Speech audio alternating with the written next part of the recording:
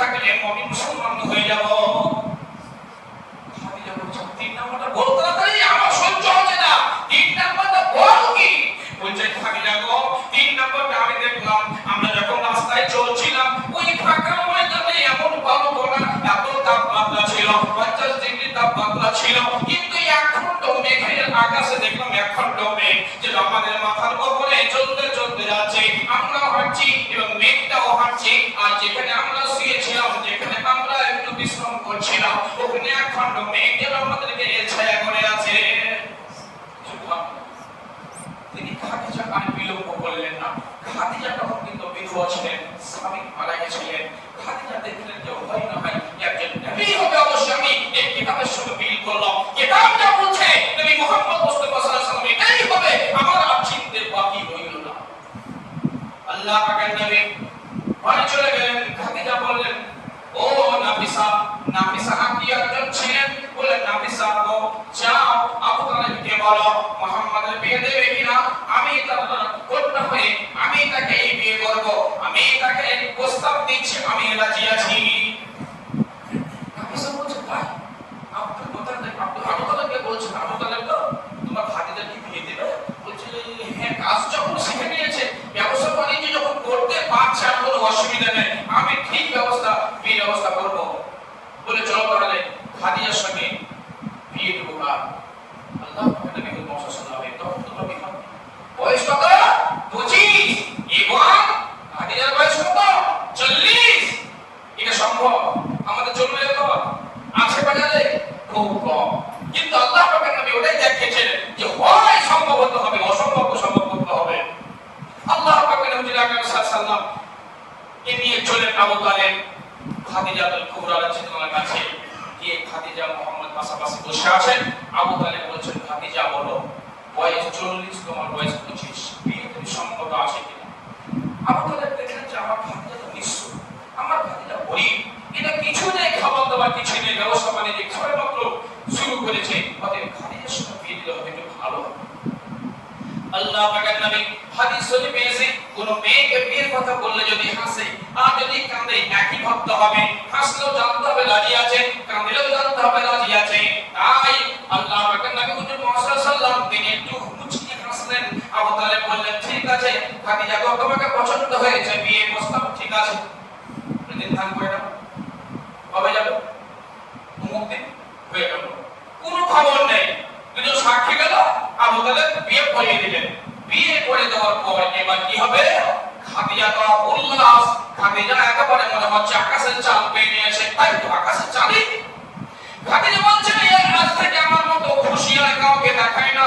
আবু খাদিজা বলছেন ও মহিলা সমস্ত দাদাকে বলে দিল আজকে তোমরা একটি বসত তৈরি করো, ফুলসজ্জা তৈরি করো, তোমরা একটা ঘরকে পরিষ্কার পরিচ্ছন্ন করো। আল্লাহ পাকের নবী সাল্লাল্লাহু আলাইহি ওয়াসাল্লাম মুহাম্মদ 25 বছরের মেয়ে, তিনি বললেন কি ওই ঘরের চকিতে বসে আছেন। মা খাদিজা বললেন কি সেই ঘরে রাতে বেলায় ঢুকছেন দেখি আমরা বিয়ে করি, ছেলেরা বিয়ে করে সেই বসত ঘরে কত উল্লাস করে, কত হাসাহাসি করে। আল্লাহ পাকের নবীকে দেখছেন আর চোখ দিয়ে ঝরঝর করি মনে পড়ে। খাদিজা হাসতে হাসতে ঘরে ঢুকছেন, খুব উল্লাসে আছেন, খুব কৌতূহলে আছেন। তিনি বলছেন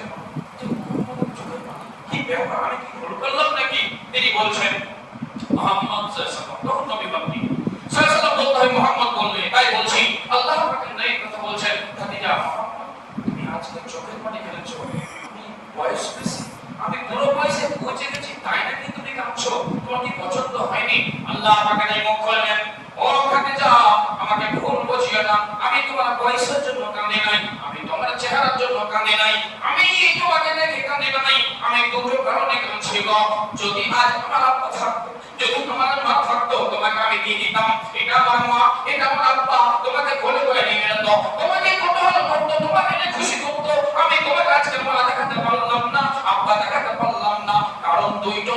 এক নম্বর কারণ, দুই নম্বর কারণ হলো কি আমি একজন গরিব মানুষ, আমি একজন নিঃস্ব মানুষ। খাদিজা এই মধ্যে শহরের মধ্যে তোমার মতো আর ধনী মানুষ পৃথিবীর কেউ নেই। তুমি এত বড় সম্পদশালী, এত বড় জাগর বাগর, এত বড় বান্ধব, এত বড় তুমি কোটি কোটি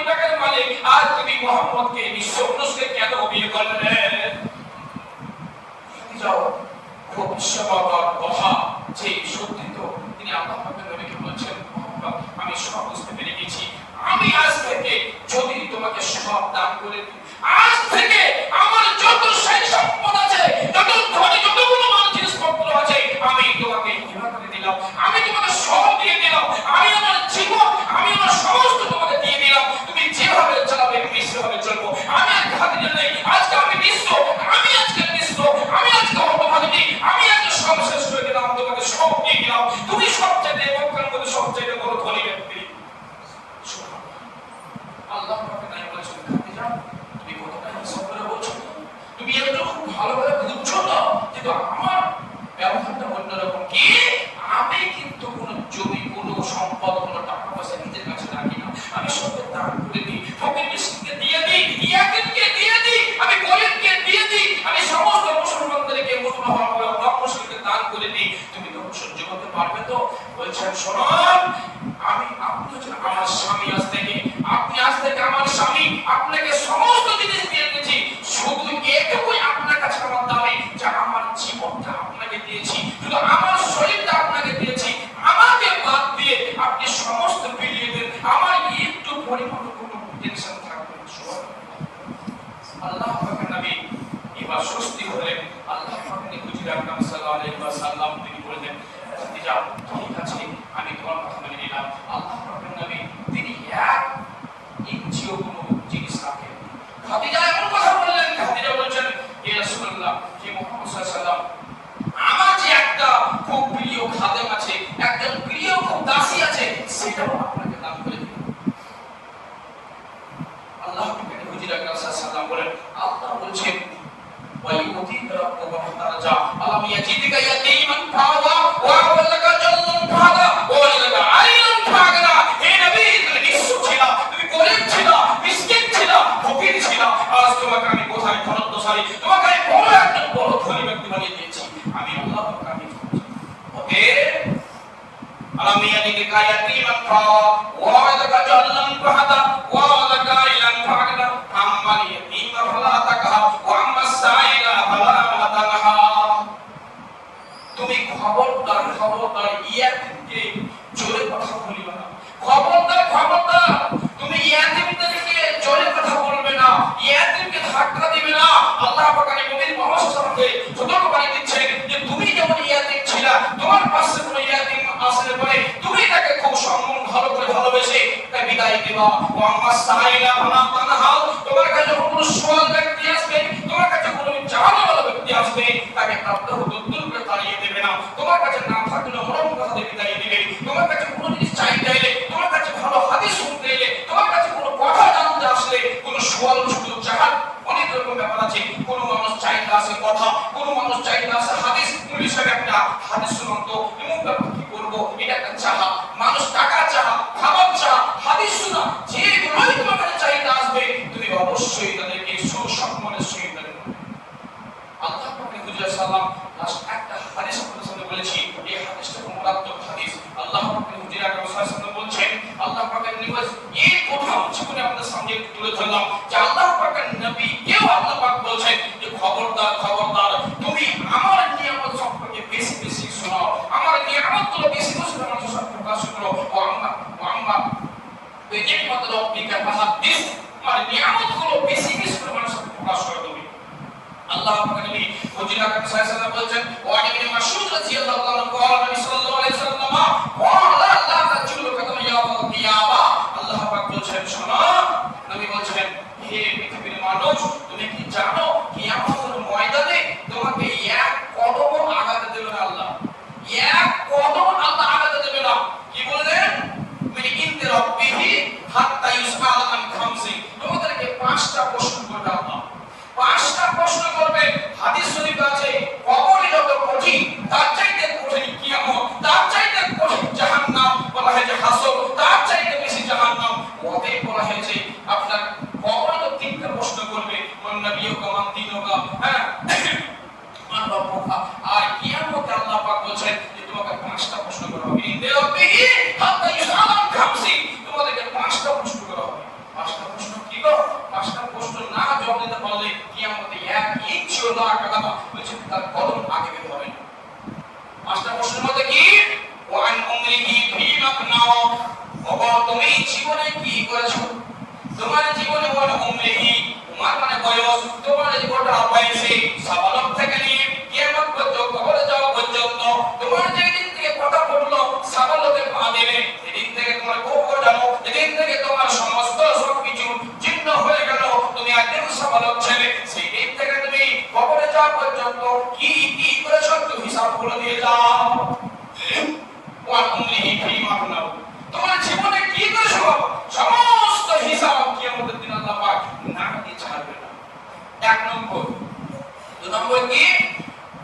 ওয়ান সাবাবিহি ফীমা আবলাও, আল্লাহ পাক বলবেন তোমার যৌবন কাল তোমার সাবাবিহি, সাবকুন মানে যৌবন বলা হয়েছে, তোমার সাবাবিহি বলা হয়েছে তোমার যৌবন কালটা, তোমার যৌবন কালটা তুমি কিসে কিসে অতিবাহিত করেছো, তোমার যৌবন কালটা কিসে কিসে সময় নষ্ট করেছো, তোমার যৌবন কালটা কোথায় কোথায় তুমি অবস্থায় করেছো, তুমি হিসাবটা দিয়ে দাও। সুবহানাল্লাহ। যৌবন কালটা কোথায় কোথায় শেষ করেছি, যৌবন কালটা কোথায় নষ্ট করেছি, কোন সময় কোথায় শেষ করেছি, তুমি যৌবনের হিসাবটা দিয়ে যাও।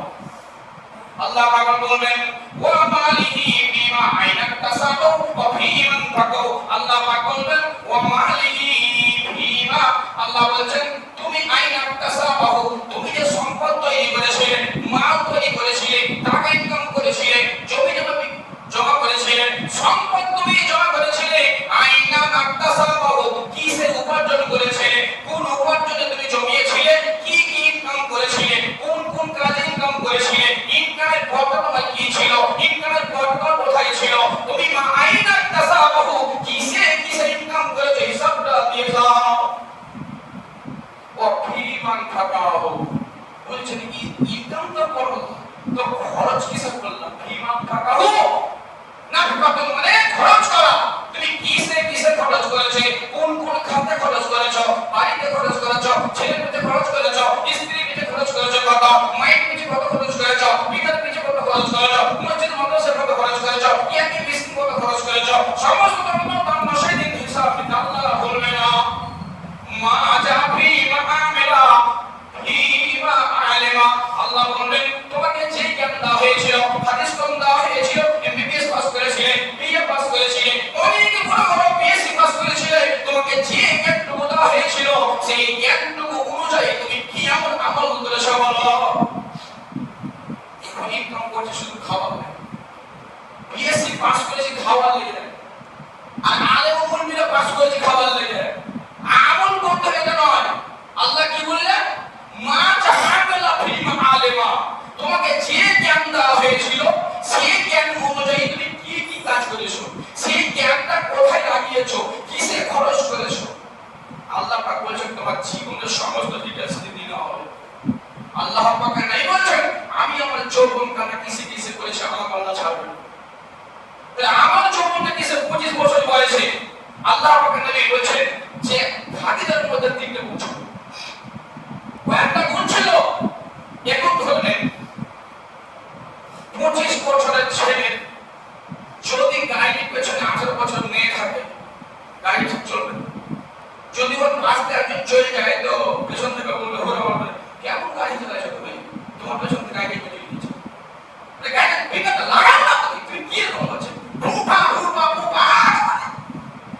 আল্লাহ পাক নাই বলছেন খাদিজা বলছেন যে যদি ওর পেছনে একটা 40 বছরের মেয়ে থাকে জোরে গাড়ি চললে এই আসলো 40 বছরের মেয়ে গাড়ি থাকে গাড়ির পেছনে এই রাস্তায় বাম্পার আছে থামাচ্ছে আসছে না, আর 18 বছর কিন্তু বলবো না তুমি চালাও আগে। খাদিজার কথাটা কোন ছিল? আল্লাহ পাক নবীকে কতগুলো জিনিস শিখিয়ে দিয়েছিলেন, এই মুহাম্মদ এই কাজটা করেন ভালো হবে, এই কাজটা করেন ভালো হবে, এই কাজটা করেন ভালো হবে। আল্লাহ পাক নবী গাড়ি হিলতে গেলেন, যখন জিবরিল ফেরেশতা আসলেন, আসার পরে বলেছেন বলো ইকরা, তারপরে কাছে ইকরা আমি জানি না, ইকরা আমি জানি না, ইকরা বলো, তখন বলেছেন ইকরা, তারপরে কাঁপতে এই আল্লাহ পাক নবী বলেছেন যে আমি খাদিজাকে জড়িয়ে ধরে দিয়েছি, আর খাদিজাকে কাপড়কে আমাকে জড়িয়ে ধরে খাদিজা শেখাচ্ছে তুমি কই করছো কাঁপছো কেন, তুমি একজন নবী, তুমি নবী, মানুষকে হিদায়াতের পথে নিয়ে আসবে, মানুষকে শিখিয়ে। আর যদি 18 বছরের মেয়ে থাকতো তুমি কি হলো, জিনে ধরেছেন না ভূত ধরেছেন কি হলো বলা। আল্লাহ